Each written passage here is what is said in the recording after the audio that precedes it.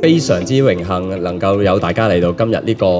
我哋嘅中國香港亞運嘅代表隊嘅會見傳媒嘅環節。嚟緊呢9月呢就係名古屋嘅亞運啦。我哋今日嘅滑浪風帆隊呢都好榮幸能夠嚟到呢一個咁美麗嘅清水灣鄉村俱樂部去會見咁多位嘅傳媒。我哋嘅隊伍呢其實喺過去呢都一直備戰緊呢個亞運嘅。喺過去我哋滑浪風帆甚至乎香港嘅體壇能夠有一個好亮麗嘅成績呢，係有賴政府去大力嘅投入同埋支持。香港體育學院呢喺精英化呢個板塊裏面呢係居功至偉、功不可沒。喺度我都要衷心多謝清水灣鄉村俱樂部一直支持我哋香港嘅體壇啦，同埋我哋滑浪風帆隊。其實早喺2022年呢，俱樂部已經係支持緊我哋嘅總會舉辦唔同嘅國際比賽啦，同埋本地比賽。其實喺去年呢，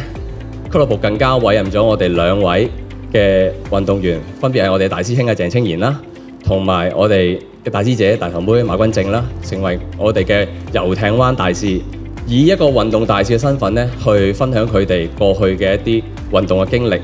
同時咧，亦都俱樂部亦都支持佢哋提供一啲訓練嘅資源，希望佢哋能夠繼續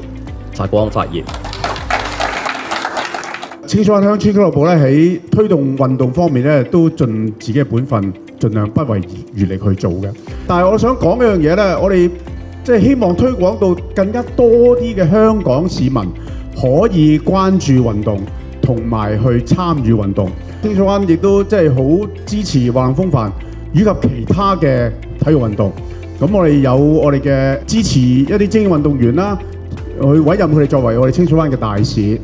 咁希望喺呢方面，佢哋作為一個即係青少年嘅榜樣，一個運動員堅毅不屈嘅精神，可以發揚出去，令到全港嘅市民同埋青少年知道。